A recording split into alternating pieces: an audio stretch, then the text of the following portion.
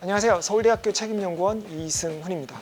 저는 원래 디스플레이 들어가는 물질을 개발하던 화학자였는데요. 커피가 좋아서 독일에 가서 커피 연구로 박사학위를 마치고 돌아왔습니다. 우리가 30년 뒤에도 지금 우리가 좋아하는 커피를 계속 마실 수 있을지 제 발표와 함께 생각해 보도록 하겠습니다.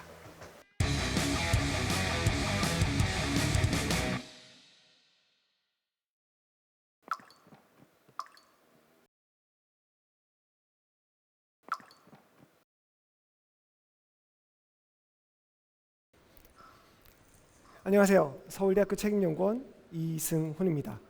네. 제가 이 필더 사이언스 결선에 진출했다고 했더니 야, 이거 뭐 전 세계에서 저한테 연락을 계속 주시더라고요. 그래가지고 막 읽는데 잠시만요. 브레멘 바리스타 우승자분이 또 전화를 주셨네요. 잠시 이야기를 해보도록 하겠습니다. 안녕하세요. 네, 안녕하세요. 이승훈 박사님, 필더 사이언스 우승 축하드립니다. 저는 지금 커피 농장에 나와 있습니다. 아직 우승은 아니라 지금 결선 중이고요. 네, 어쨌든 감사합니다. 네, 그러면 지금 옆에 커피나무인가요? 네, 맞습니다. 커피나무 직접 보신 적 있으신가요? 네, 지금 결선 중이라고 하셨으니까 바쁘실 테니 한 가지만 말씀드리고 인사드릴게요. 조금 전에 감사하다고 하셨는데 커피하는 사람들은 감사의 표현을 땡스 라떼라고 이야기하기도 합니다. 그렇군요. 네, 감사합니다. 그러면 다 같이 인사드릴까요? 땡스 라떼. 네, 맞습니다. 제가 브레멘 지역 바리스타 대회 우승을 했던 경험이 있는 과학자 이승훈입니다. 네, 사람들은 순위를 매기는 걸 참 좋아해요. 특히 랭킹 빅3, 세계 3대 이런 거 되게 좋아하죠. 세계 3대 과학 저널, 네이처, 사이언스, 셀. 세 개 확실하죠. 근데 두 개만 확실한데도 세계 3대를 일단 붙여요. 세계 3대 박물관 뭐 있을까요? 루브르, 대영. 세 번째는 좀 애매하죠.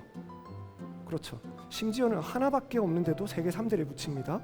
세계 3대 커피 과학자 이승훈. 야, 독일 유머였는데 이렇게 웃어주는 한국 분들 정말 감사합니다. 네, 그러면은 바로 본론으로 들어가도록 하겠습니다. 여기 세 개의 점이 있죠. 무엇을 말할까요? 저는 커피를 연구하는 사람이고 세계 3대 커피에 대해서 연관되어 있습니다. 엘리자베스 여왕이 좋아했다고 하는 자메이카 블루마운틴 커피. 빈센트 반 고흐는 아르에서 주로 밤에 그림을 그렸다고 하죠. 어떻게 그렇게 할 수 있었을까요? 그는 예멘 모카 마타리 커피와 함께 있었던 거죠. 그리고 마크 트웨인, 미국 문학의 아버지로 불리고 있습니다. 우리에게는 허클베리 핀의 저자로 유명하죠. 이분이 극찬을 아끼지 않았던 하와이안 코나 엑스트라 팬시 커피도 함께 있습니다. 그런데 이 하와이 커피를 얘기하면 항상 나오는 게 프리쉐이드라는 단어예요. 프리쉐이드가 뭐냐? 이렇게 너무 태양이 강할 때 자연적으로 구름이 나와서 태양에 강하게 피해를 받는 작물들을 막아준다고 해요. 요즘 예멘이나 자메이카 산지에서 기르는 커피 농장들은 점점 고도가 올라가고 있다고 합니다. 그렇지 않으면 저렇게 커피 농장에 큰 나무를 세워서 그늘을 만들어줘야 된다고 합니다. 왜 그럴까요? 커피는 너무 더워도 생장할 수 없는 작물입니다. 그래서 2050년이 되면 지금의 기후변화가 계속된다면 현재 커피 산지의 절반 이상이 커피를 더 이상 생산을 할 수 없게 된다고 합니다. 엘리자베스 여왕, 반 고흐, 마크 트웨인이 사랑했던 커피를 우리가 계속 마시려면 우리는 기후변화를 막아야 합니다. 그래서 지금 어떻게든 탄소 배출을 줄이고 넷제로를 달성하자 이 방향으로 집중을 하고 있어요. 그런데 저는 여기서 한 가지 질문을 하고 싶습니다. 넷제로 달성하면 끝인가요? 독일에서 발표한 현재와 넷제로 예측 시 독일에서는 2045년을 예측을 했습니다. 탄소 배출량이 나와 있습니다. 이만큼 줄어든대요. 그런데 여기서 산업별 탄소 배출량을 한번 보겠습니다. 농업의 탄소 배출량이 현재 4분의 1밖에 되지 않습니다. 하지만 넷제로 달성 시에 3분의 2까지 올라갑니다. 그뿐만 아니라 절대 수치도 올라가게 되죠. 왜 그럴까요? 농업은 기본적으로 농업 생산과 토지 이용이라는 우리가 쉽게 건드릴 수 없는 농업 그 자체가 가진 속성에 의해서 70% 이상의 탄소 배출이 집중되어 있습니다. 그래서 식량을 생산을 한다면 탄소 배출은 어쩔 수가 없는 거예요. 그런데 무슨 차이가 있을까요? 바로 이틀 전 세계 인구가 80억을 넘어섰습니다. 2100년까지 인구는 증가한다고 합니다. 농업 외 탄소 배출 줄일 만큼 줄인 상태가 넷제로입니다. 더 이상 줄일 데가 없어요. 그런데 인구가 증가하면 식량 생산은 더 해야겠죠. 그렇다면 넷제로를 달성한 이후에 다시 탄소 배출량은 증가할 수밖에 없습니다. 그럼 우리는 어떻게 해야 될까요? 저는 그런 상황이 와서도 우리가 우리의 생활을 유지할 수 있는 방법을, 우리가 커피를 지금처럼 계속 마실 수 있는 방법으로 이야기를 해보고 싶습니다. 왜 굳이 커피로 얘기할까요? 필수적인 작물도 아닌데. 맞습니다. 하지만 커피에서 대응하는 방법은 그대로 다른 작물에도 사용이 될 수 있습니다. 그리고 커피는 꾸준히 증가를 해온 산업이죠. 거기다 그 증가폭도 증가를 하고 있습니다. 그래서 이미 커피는 우리와 뗄래야 뗄 수 없는 산업이 되었어요. 이게 얼마나 우리와 관계가 있는지 그런 거에 대해서 제가 예로 이탈리아 최초의 여류 우주 비행사분을 소개를 해드리고 싶어요. 사만다 크리스토퍼레티라는 분이신데 이분은 우주에 갔어요. ISS에서 커피가 너무 마시고 싶은 거예요. 우주인들 인스턴트 커피 가지고 있었어요. 그런데 에스프레소를 마셔야 커피래요. 이분 제가 뭐라 그랬죠? 이탈리아 분이라 그랬잖아요. 그런데 여기에 공감하는 이탈리아 최고의 과학기술자들이 다 모였어요. 그래, 에스프레소 먹어야지. 그래서 한 게 뭐냐? 우주에서 추출할 수 있는 에스프레소 머신을 개발했어요. 무중력에서도 컵에 받아서 마실 수 있는 컵을 개발했어요. 그렇게 해서 우주로 보내서 이분은 인류 역사상 최초로 우주에서 에스프레소를 내려 마신 인간으로 역사에 남게 되었습니다. 바로 어제 아르테미스 프로젝트의 첫 시작이 되었죠. 달에 갑니다.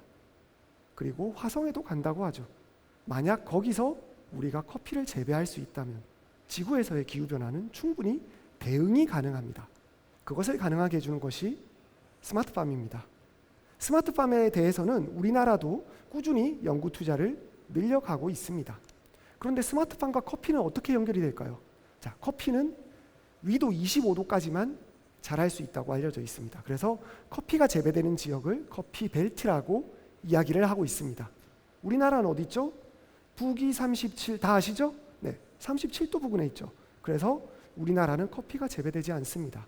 하지만 스마트팜을 이용한다면 우리나라도 커피 재배가 가능합니다.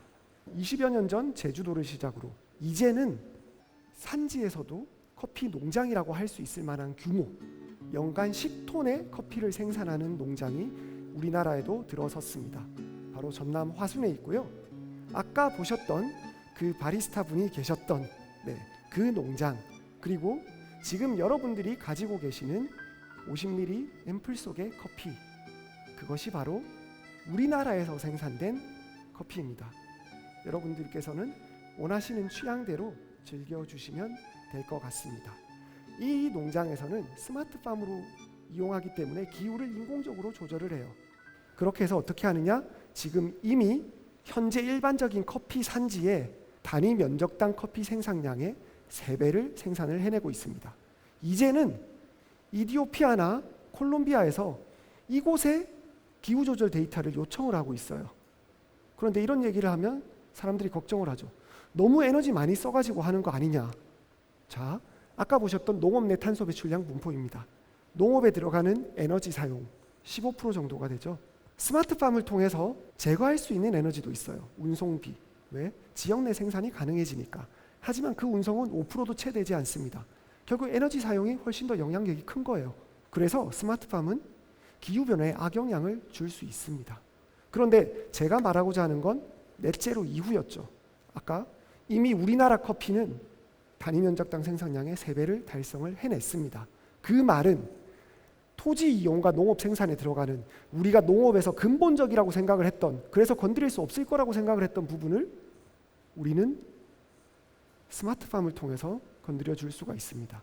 결국 넷제로 이후에도 탄소 배출량을 꾸준히 유지시킬 수 있는 그런 표준이 될 수도 있다. 우리나라의 커피 재배가. 하지만 그럼에도 불구하고 에너지에 대해서는 사람들이 말이 많아요. 강원도에서 눈이 와서 쌓이면 영하 15도 쉽게 내려가죠. 그리고 온실속은 9.9도를 유지할 수 있습니다. 그런데 놀랍게도 이 온실은 강원대학교에서 현재 수년간 유지를 해오고 있는 무가온 온실입니다. 가열을 하지 않은 온실이에요. 스마트팜에 대한 연구는 스마트팜이 가지고 있는 취약성, 에너지에 대한 연구도 포함하고 있습니다. 석유 고갈론이라고 들어보셨습니까?